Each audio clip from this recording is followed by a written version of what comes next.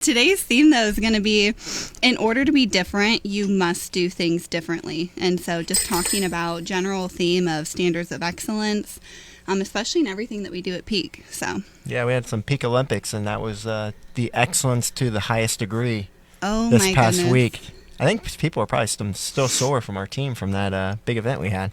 Definitely. Definitely. I'm pretty sure I got a six-pack just from laughing so much, recording all of the different events. And Joe, why don't you go ahead and share with everyone what some of the fun events were? Yeah, so we had sprint race was the gold medal. That was the big race of the day, and there's a lot of office banter going on for a few weeks of like who's going to be the fastest in the office, and that was a lot of fun. And we're a very competitive team. Obviously, a lot of our team's former athletes, and we're very competitive in how we serve clients and just making sure we can give them the best outcomes and the best results. And so that easily translates when we're in the backyard competing against each other, Yeah, and which is a lot of fun. If I do remember correctly, I think there was one team member in particular who was claiming that he could beat any single person on our team in a sprint race. And I don't know if you remember what place he actually ended up coming in. Yeah, it wasn't first. One first, one second, and one third. And we have video footage of everything. I think so you hit a kid. multiple I think angles. you hit a kid in the head with a ball too, didn't you, Megan? Oh my goodness. No, that never happened. Don't listen to anything that he says, guys. Oh, okay. I guess I'm lying here. But And how many medals did we give out? I don't know. Jill's the one that gave them all out. Or what kind of medals were they? But I think that's the more we didn't give important thing. we didn't give out medals to any one of us. Was first place. Yes. And we don't settle for anything less than that. So standards of excellence to the highest degree. And we call you, Megan, around the office, the director of standards. What's that mean and why? Yes. Honestly, it's my favorite title that I wear. Basically, it just means that I'm holding myself to our standards, holding our team to our extreme standards, because if we don't have standards, we don't have everything. Anything can slip through the cracks when we start to let things slip in that area. So I absolutely love it. Yeah, and I think that's something like, obviously we do retirement planning and have a specialized niche of people that we serve. And one reason why we have that standard of excellence is because our clients work for 30, 40 years, and now they're looking for a team to trust them with their life savings. And I can't tell you how many compliments I've gotten from people that are clients of ours and say, I love how high the standard you hold for not only how you serve us, but just for the team, which ultimately allows us to serve clients the best. And like my biggest advice to anyone, regardless of what service you're looking for, whether it's retirement planning or even just getting your car fixed, it's like go to a team that has very high standards of excellence, that really cares about doing the right thing, and that's going to mean something. And we like our clients, they get to meet several different team members as they work with us, and we always have 2 advisors. And every meeting, it's like if we don't hold them to that high standard, our clients are going to suffer. And I think that's, when we look at successful sports teams, and the coaches are the ones that set the tone, and it's the difference between success and failure when the culture is going to focus on getting results. Like, we can talk about that, Megan, too. Like, we don't have a ping pong table at our office. We don't have nap pods. Nope. We when we're at our job, 8 to 5, 9 to 5, we're focused on producing the best results. We're trying to grow ourselves the best we can. We're trying to help our team members be successful. And we do have a lot of fun. For example, Peak Olympics, and we're always laughing around the office, but at the end of the day, clients are paying us to get the job done, and that's the first and foremost. And I think that's why we take it so seriously. But anything else you would add to that, Megan, of like why we put so much focus on standards? Why does that so? And because like when we in our hiring process, like we don't hire everyone because that's so important to us. So what would you say about that? No, that's exactly where I was going to go next, and we'll talk about that a little later on in the segment about just how tough our hiring process is, and it is tough for a reason. Joe always jokes, I think you've said this once or twice, that if he were to go through the hiring process now, he doesn't know if he would get hired, which I think that's a great thing. Megan wouldn't hire me. Jill's laughing over there. That's actually something that, I started off just working in the marketing department at Peak, and now I have... Wait, do you want to tell them when you declined the job offer the first time? Oh, my goodness gracious. So let me tell a story. Okay, and then you can tell give your story. side of it, and then I'll come on afterwards and share the truth. All right. So, Megan and I we go way back. We go all the way back to college. We were friends in college. We were at a Christian Bible study together for athletes on campus there. And afterwards, we stayed in touch. And when I started peak retirement, and she was one of the first people I called and said, hey, do you want to come help me and, come work with me? And she was living in Arizona at the time. And she actually turned it down. She said no. And I was shocked because I just had this big vision. I shared with her everything we were going to do, which has all come to fruition at this point. She was all excited about it, very like-minded. We were doing, had a lot of the same viewpoints and values. And she declined it. And so that's my part of the story, and that seems pretty cut and dry how it was. I don't know how you can sugarcoat that to make it sound any better. I wish you guys could see me rolling my eyes back here. Oh my goodness. Part of that is true. I would say Joe's over-exaggerating a little bit, which is actually funny because that's something that I'm known for. Joe and I stayed in contact after college, and I remember I was in Arizona in my little shoebox apartment, and we had a Zoom call. And he was walking through probably a 60 to 100 page Word document with me. And little did I know, it was literally peak on paper.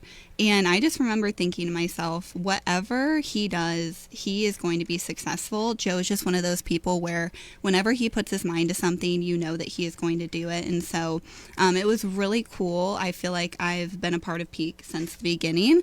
But obviously at that time, he was looking for someone just part-time. I was living in another state with a much higher cost of living and living on my own and needed full-time work. And so I said, you know what, I will do everything I can to help you. And so helped with the branding of our logo, some other things, helped him pick out, I think, his first ever big boy suit that he purchased. And I sent him a ton of different ideas for referral gifts and things like that. And so he makes it sound like I just completely shot it down with absolutely nothing else to offer, and that is just not the case. But all that to say, it came back full circle. Here we are today, and everything worked out the way that it was supposed to. So. Yeah, and all jokes aside, seriously, it's been an awesome experience. And called her up again when we were looking for an actual high-level marketing position, and she was again one of the first ones I reached out to, and we just stayed in touch. And she ended up moving from Texas to at that time to Columbus to work with us. And one of the first things she asked me was, so what's Columbus like? I love Texas. This will show you guys how good of a salesperson Joe is. Is this a place that I want to live? And I'm like, Columbus is the best thing in the world. And we actually, I love Columbus. I think it's a great place to raise a family. I think it's a great place to, just be 4 seasons of the year. It's great people. Cost of living is great. And we actually have a lot of clients all across the country. And we actually create an itinerary for our clients out of town to come in, and we give them the best places to see, the best places to eat, all the fun activities, all the sports teams. And so I'm hyping it up, and I'm saying this is the greatest thing in the world. And what I actually tell people is, Columbus is either a place to live or to see for a couple days. It's not a place to come vacation for a few weeks. You're going to run out of things to do.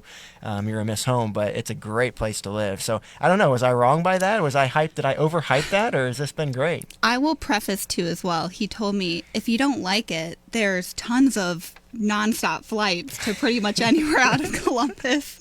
Weekend trips. He told me that as well. But no, my family, I'm from Ohio, and so just being able to be closer to family was everything. And so there's obviously a lot more to do in Columbus than the small town that I grew up in. So it's 20 minutes into work and an hour and a half exactly to go home and see my nephews, and so it's absolutely perfect. And your mascot was the Norwalk Truckers. Can you believe that? And fun fact, you might have to fact check me on this, but I am 99.99% sure we are the only high school in the United States with that mascot. So I was telling Joe, there's this giant semi. It's a really cool mural in our basketball gym. This giant semi is bursting through the walls, and bricks are going everywhere. Since Jill's still here listening in on the conversation, I think we have to share how how I think she'll be very impressed with the other day how I coordinated my colors of my shirt with the dinner. Oh my goodness. I've never seen Joe care so much about a candidate dinner. We Oh my goodness, I care about them all. we were meeting with someone who graduated from Cedarville, and before we left, I said something to you. I was like, "Oh, your shirt is I knew it was yellow, but I didn't realize it was blue and yellow." And I'm like, "Oh my goodness, that is Nora Checker colors." And he's like, "Actually, I wore this because it's Cedarville colors, and the candidate who we're meeting with was from Cedarville." And I'm like, "Who are you, and what have you done with Joe? Do I need to take your temperature? Are you feeling okay?" Because you never pay attention to extreme details like this. Yeah, and that's something we do with all the people we hire. I know we'll talk about it here in the next segment, and we'll get ready to wrap up on this segment here, but we'll lead that into the next session where like we go to dinner with all the people we hire. We have an extremely intensive hiring process. I think it goes back to standards of excellence. Is like when you're looking to trust someone with your retirement savings. I mean, I would want them to be very intentional. I want them to have a CPA. I'd want them to have estate planning. I want them to do all the areas of retirement planning. I'd want them to have a rock star team who really cares about doing the best work. So and let's talk now about Megan about the certified Kingdom advisor credential. Now, there's only about, I think I looked, there's like 20 to 25 CKAs here in Columbus, Ohio. And basically what that credential means is that you can do Christian, you basically can hold yourself as a Christian financial planner. So there's a lot that goes with it. You have to testify as a believer. You have to get pastoral references, client references. You have to have your CFP credential, which is the gold star of the financial world. And basically that says that you know everything about financial planning. And for me, it took 7 hours to take that test. I had to study for years to get it, and it's a big deal. And so 30% of advisors have the CFP credential, so less than 1/3. And then out of those 1/3 advisors, only 2% have the CKA credential, and out of all the advisors, less than 0.5% have the CKA credential. And it's something that we're really proud of at Peak Retirement because everything we do is from a biblical standard and biblical principle and from a Christian worldview. It's how we serve clients. And we work with clients who are Christians and non-Christians, but we always want to make sure that we can serve them in a way that we are proud of and something that we're called to do. And so I know that a lot of people looking for an advisor, though, that is something that is important to them. They want to find an advisor who has a like-minded viewpoint, who has a like-minded perspective of the world. And so I know that's something that we've seen a lot of people reach out to us because of that. So I don't know what else you have to add there, Megan, but I know that's a point that you wanted to make sure we mention here today.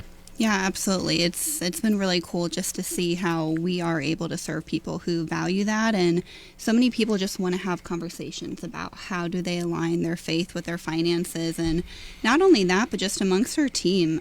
It's a very important credential to current team members. We were just talking the other day, like how cool is it going to be when the amount of current CKA advisors in Columbus is the amount that we have at our firm? And we always talk about, how are we going to glorify God with our time, talent, and treasures? And so it's something that we are having conversations about with new advisors looking to work with us as well. So yeah, it's fun too. I mean, the Bible calls us, Psalms 24:1 specifically, is the God owns everything. It's our job to be the best stewards, and so that's actually one thing that one of my purposes and missions of what we do is helping people be the best steward of their wealth. And that we're not going to push our values on someone's plan, but we're going to ensure that we ask the right questions to make sure they find what that purpose is for them, to ensure they're being the best stewards of it. And so that's what makes it the fun, when you can see the impact. And we work with what we call Midwestern millionaires, and everyone knows Mindy. You listen to this, and she's the biggest Midwestern millionaire of them all, and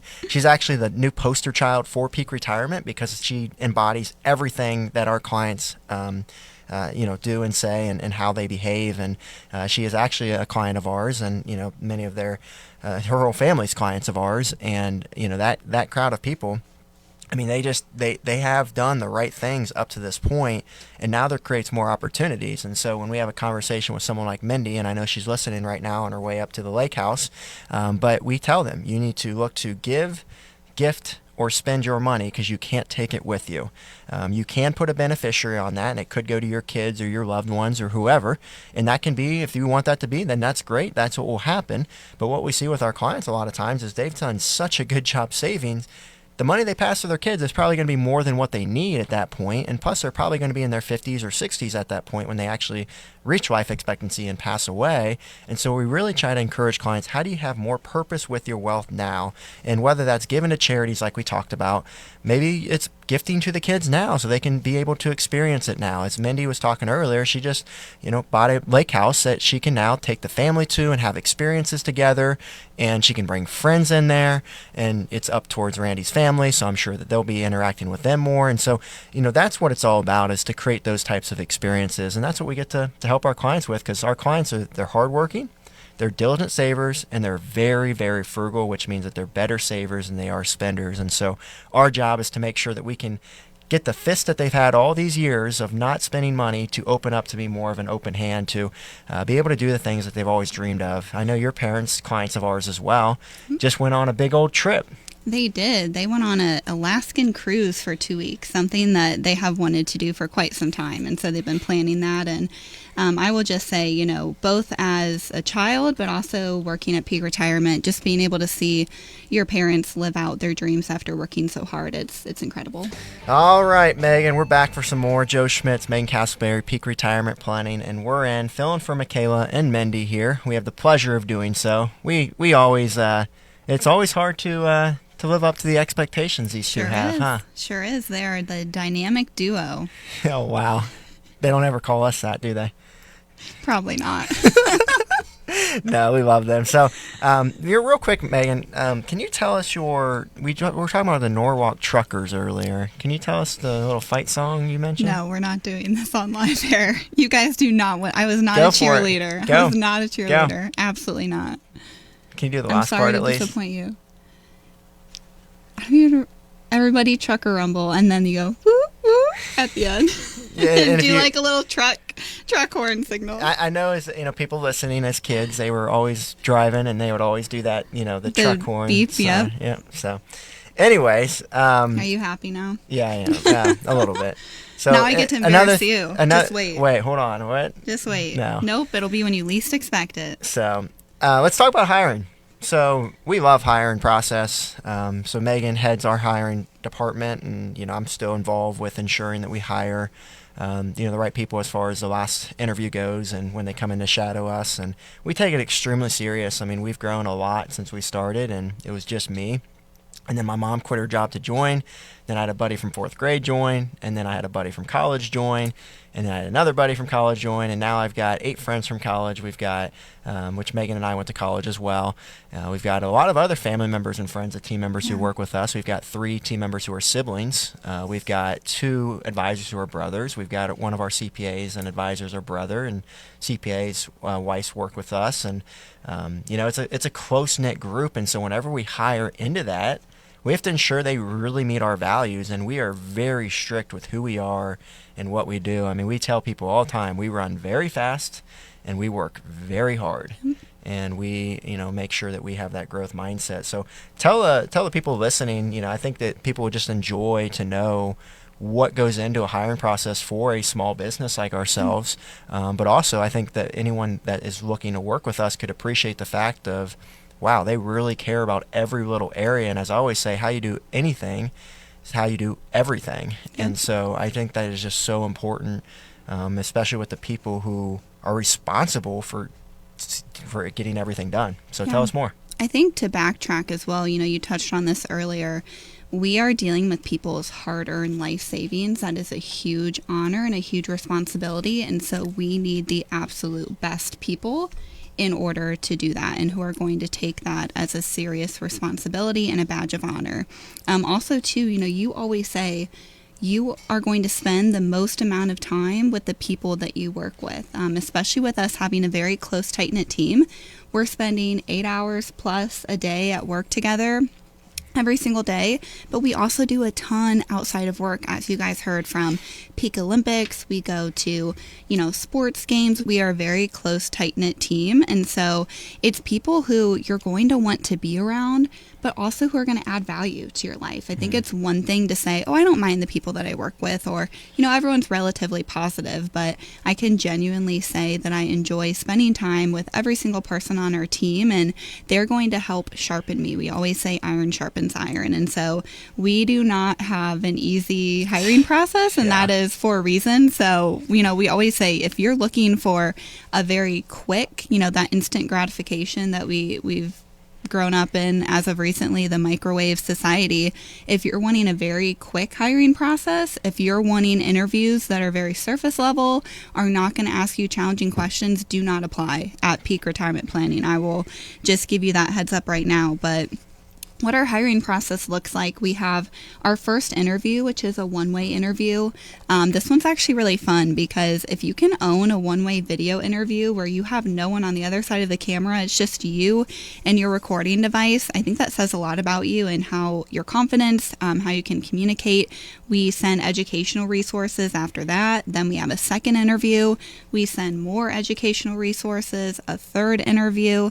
Then we're having someone do a case study before they come in to shadow. We're also getting dinner with them, in that in-between time as well. And so it's a very thorough process, and we want to make sure, we're getting the right people, but it honestly weeds out so many people who are just soft, who don't want to do the work. Sorry, am I allowed to say that on the radio?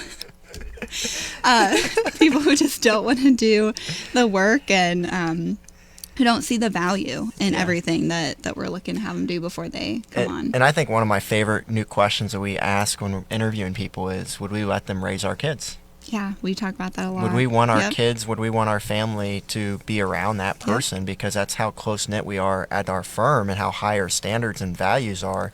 I mean, it's so important. And, having that lens, you're going to ensure you get the right people when you look at it that way. Yeah. And then we have our foundations too, which, A-plus player, which you've talked about that enough. Like we have to hire the best. What's the stat about Harvard that we say all the time? Yes, it's easier to get into Harvard than it is to work at Peak Retirement Planning, and I love it. I want to get it on T-shirts, but Joe said no, that would be corny. I don't think you ever asked that. You're just probably expecting that to be the answer.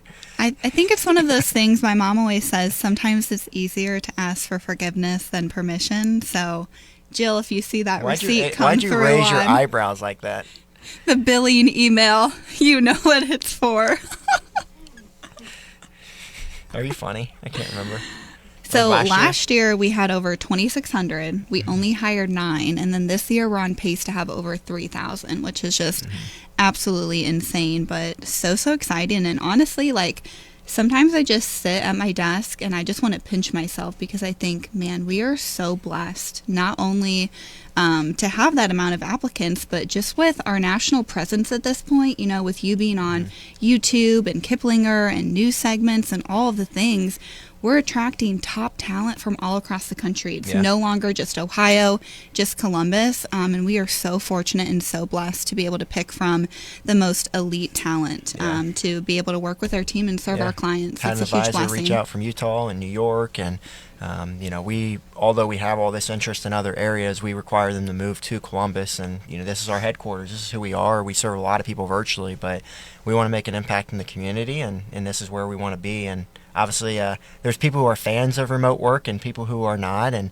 that's something that we don't really value remote work as much. We just feel like the collaboration and having everyone in together is what builds that culture and keeps us and makes us who we are. Is something that's extremely important to us. Yeah, Joe couldn't come bug the marketing department all day, every day if we were all remote. Oh my goodness. You heard it here all. You heard everything here, folks. I have multiple witnesses. All right. So, Megan, do you want to tell them on that topic? Do you want to tell them about our 90-day, when your first 90 days with us? Oh, goodness. Yes, that was so fun. Can't wait to relive this with all of you guys. So just to give you a preface, we do 30, 60, 90-day evaluations. You make Jill giggle about everything. She's sitting there giggling still. She's been giggling That's the whole time. That's why we're besties. She's my number one fan. Jill's my mother, by the way. We were on the last segment. If you're just tuning in, she's just sitting around because we're going to grab dinner after this. But her and Megan laugh about all the little stuff. And sometimes I don't even know why they're laughing, but they're sitting there laughing. And they're like, sometimes they'll have tears coming down their face, and I don't know why. Anyways, tell them about your 90 day. We got 2 more minutes before we get a break. We want people to have crystal clear expectations of what we are looking for from them in their 30, 60, 90, but also to a great opportunity to course correct. And so that is exactly what happened during my 90-day session with Joe, where he had told me to put together an idea list in my first 90 days. And there were a lot of things I took off of the list that I originally had on there, and I presented it to him, and he tore it apart and told me that it was awful and that I was awful. And I don't think I ever said you're awful. Not that exactly, Wow. but that was the general theme of it. And I just sat there. You and wouldn't be here if that was the case. I sat there and shook my head, and I was like, okay, that makes sense. Got it. Mm-hmm. All right, good to go.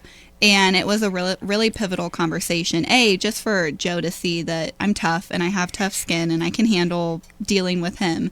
But also, too, for me, of just knowing the gap and where I was missing the bar and how to move forward. And so I always share that story with new team members so that they know, like, honestly, that's probably going to happen at some point or another, and it's okay. It's how you respond to it and how you move forward from it. And feedback's so critical to critical conversations. We always say it's so important to any organization, any culture, family dynamic, whatever it is. You got to have the tough conversations, because if I don't have that conversation, you don't know what to expect or what you need to be successful. And then the next 3 months, we're just like, hey, it's not working, so let's part ways. And instead, we can get ahead of it. It's perspective too. I could look at it as, oh, well, Joe doesn't like me. Joe thinks this about me. He's giving me a hard time. No, Joe believes in me, which is why he's getting on me. And so we always tell any of our new team members, we hire a lot of young team members out of college. If you're given more work and more responsibility, it's because someone believes in you.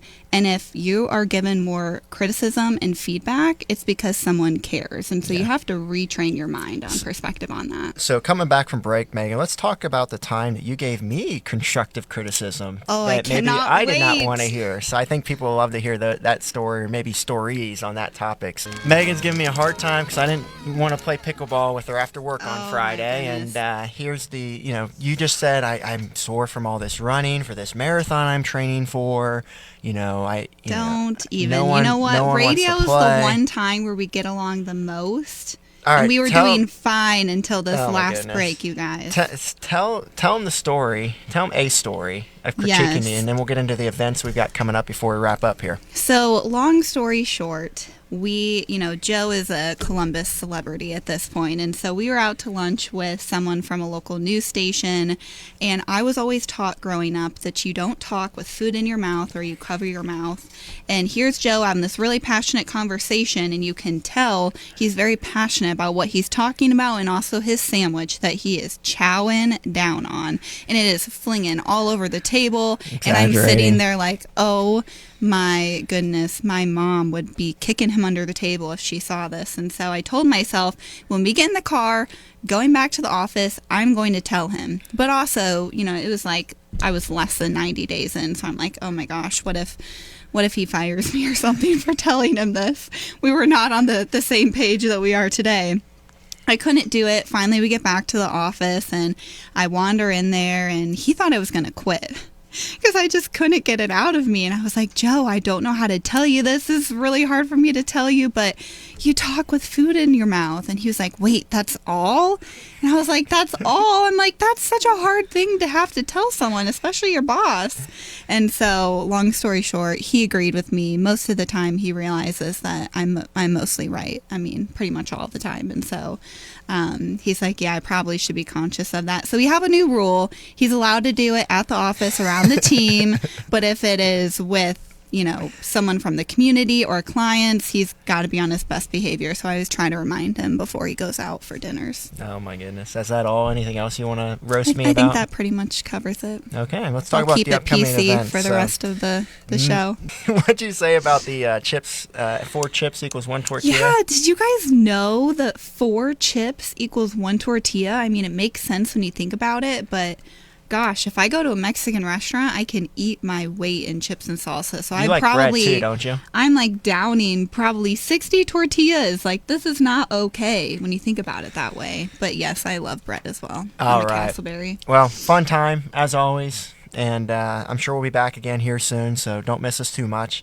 But if you're looking for more information, reach out to us. You can go to our website, peakretirementplanning.com, or you can text us at 614-500-4121. One last time, 614-500-4121.